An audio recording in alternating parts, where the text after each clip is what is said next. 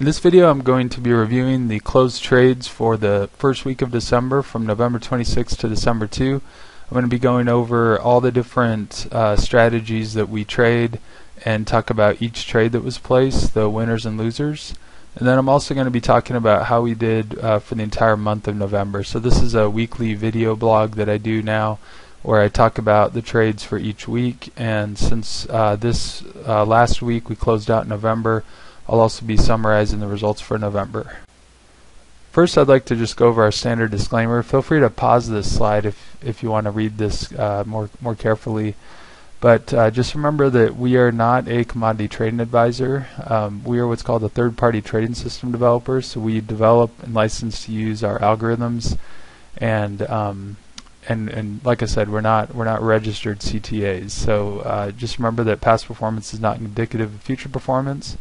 The trading futures and options involves substantial risk of loss, and it's not appropriate for all investors. Okay, so we just finished out the first week of December 2016, and this week the Iron Condor and the covered call strategies did really well. The momentum algorithm had a losing trade, so that was the one algorithm that did not have any winning trades. For November, overall the Iron Condor, the day trader, and the S&P Crusher portfolios were profitable. But first, I'd like to just show you a chart of the S&P 500 for the week, for the week. So if you look here, this is the S&P 500, and so right in here is Monday, Tuesday, Wednesday, Thursday, and then Friday. And on the bottom, this is just a chart of the 10-year note. That's also something that we trade with the Treasury note algo.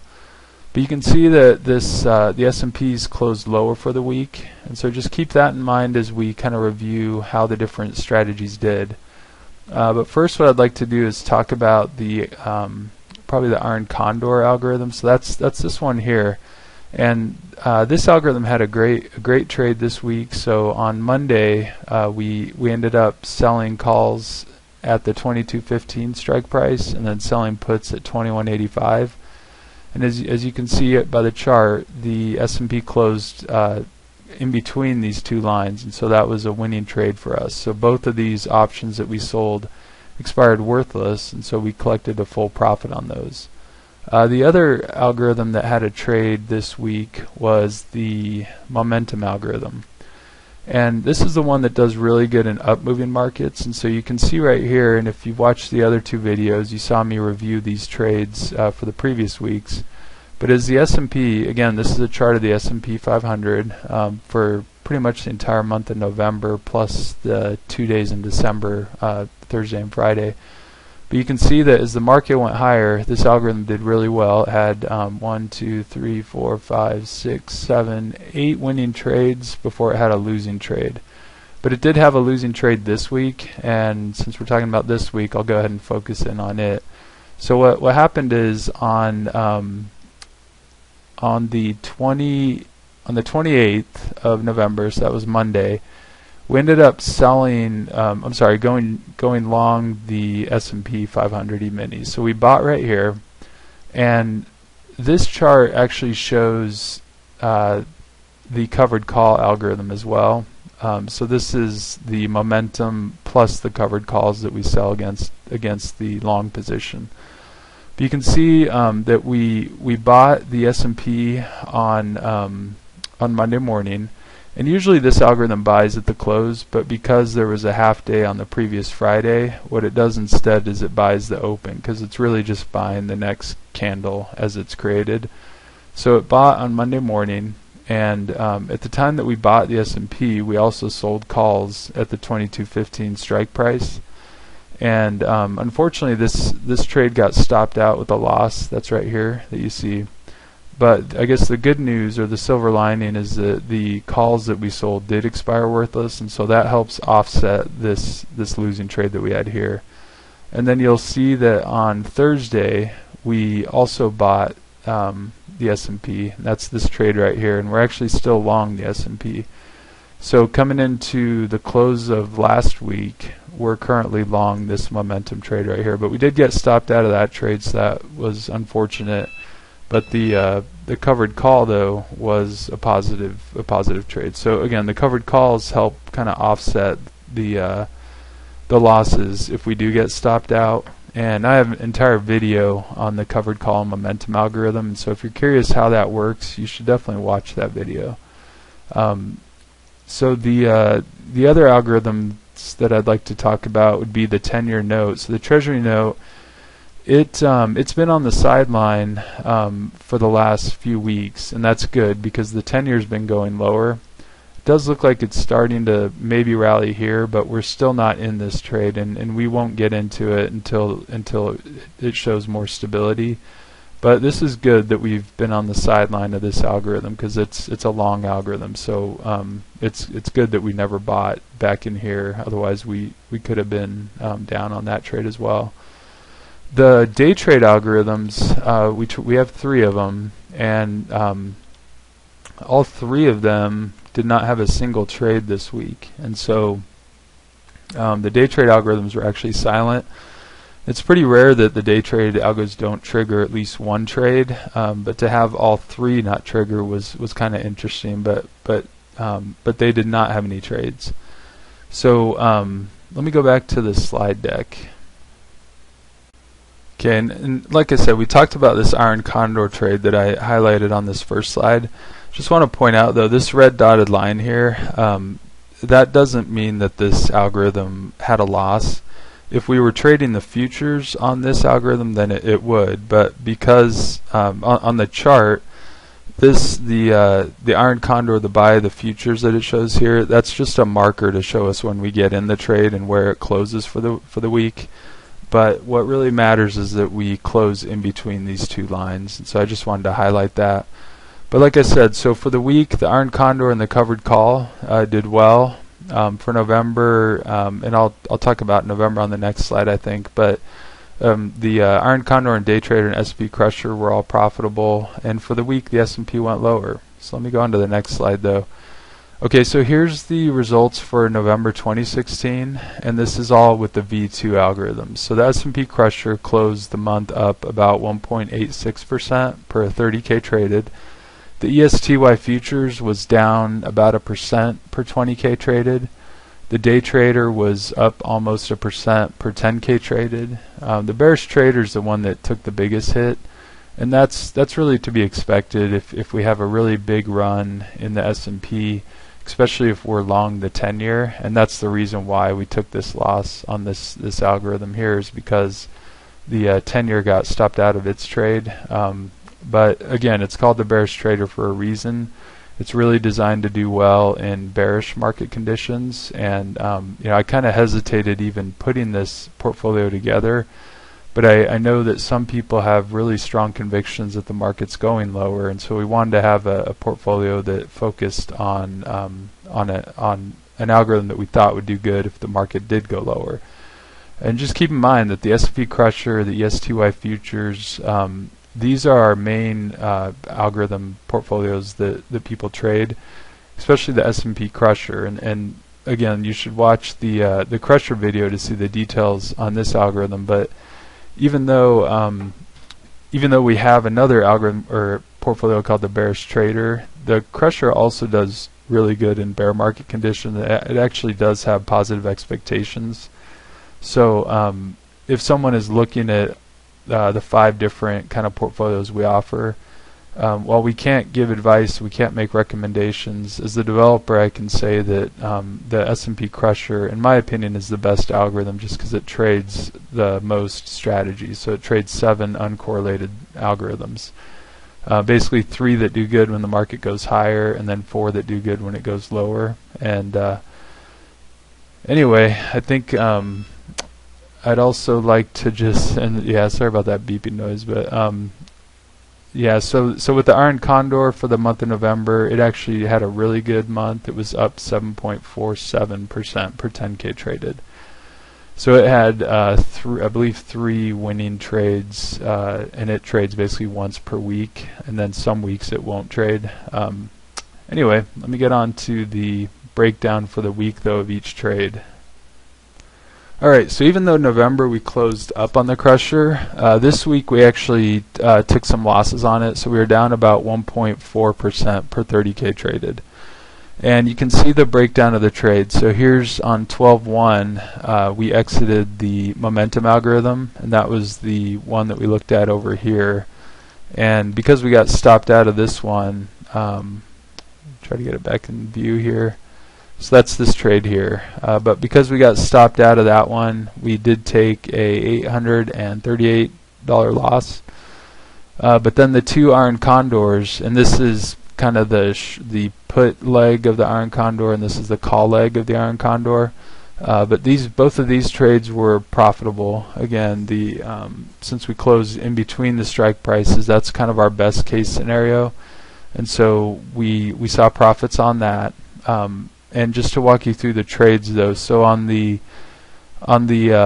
Monday we sold the 2185 strike price weekly puts on the ES, and we collected 4.6 points of premium, and each point is $50, and so that's how you get the 230.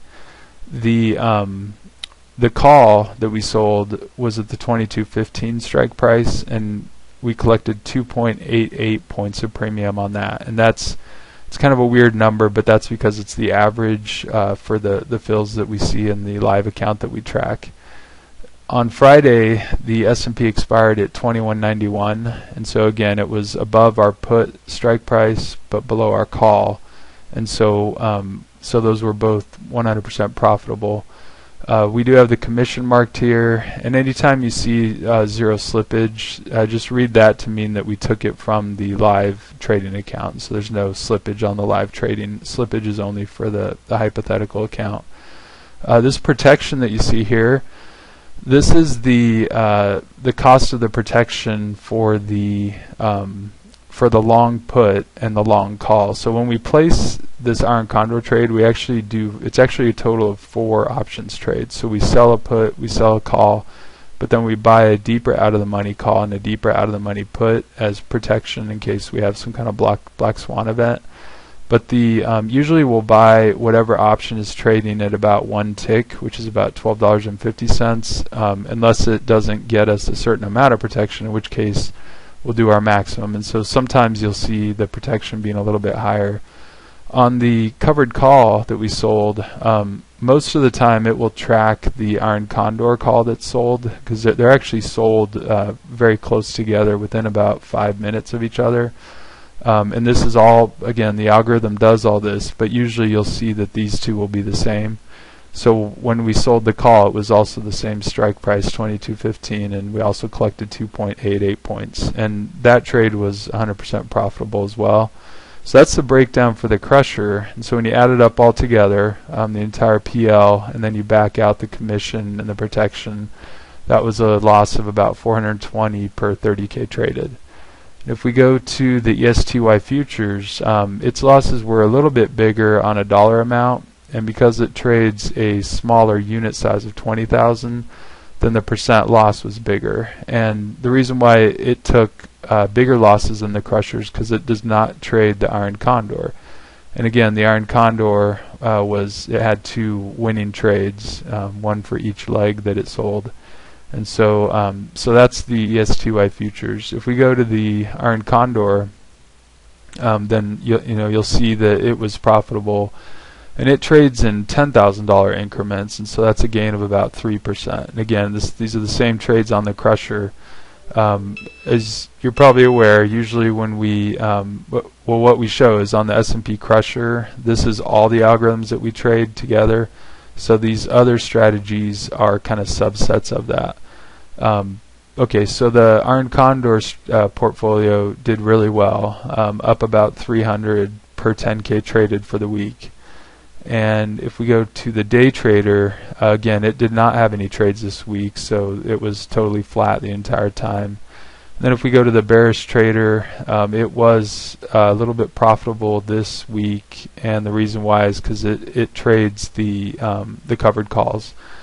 But we call it covered call here, but in reality it's just short calls, because the bearish trader does not trade the momentum algorithm, which is kind of the long ES futures trade that we see here.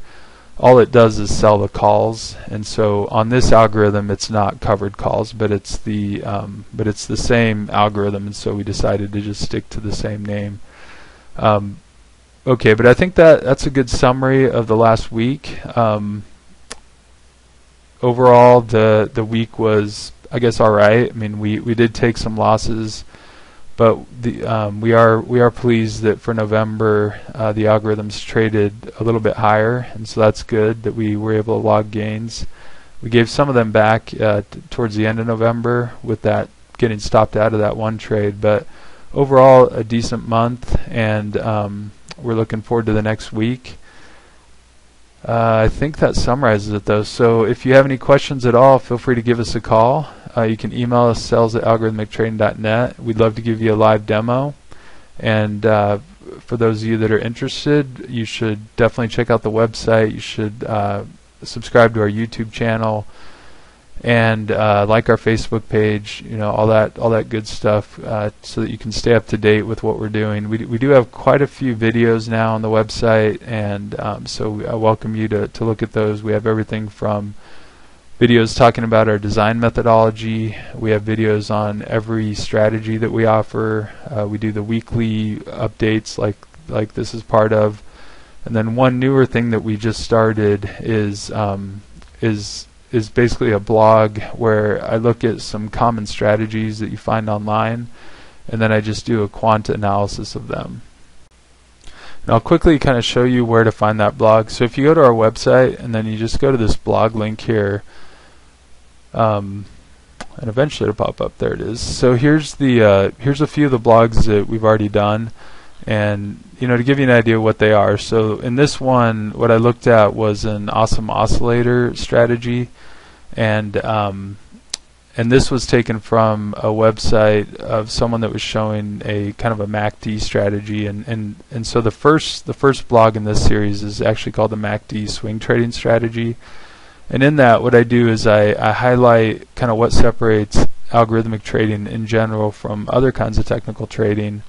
And the way I did that is I Googled a website that shows looking for basically a MACD trading strategy, and then I code up the strategy and then run kind of a quant analysis on how that strategy did. In the second video, what I do is I use the awesome oscillator as a confirmation, and that's something that the author of the website that I was looking at for this strategy, so that I could kind of find someone else's strategy and just do an analysis on it to show people kind of what some of the differences are. He recommended that you use a awesome oscillator as a confirmation, so I did that. And then the other one that I've already done is one from a friend of mine that had an idea that I think he saw on a blog, but it's using a volume weighted average price. And so so you know, you'll want to look at some of these other blogs updates that I have, and you know, if you're interested in quant trading, because I do show the code. And anyway, I hope that's something that people find interesting. But I think that's it. So thanks a lot for following along, and we look forward to talking to you and look forward to the next trading week. But have a great day. We'll talk to you later. Bye.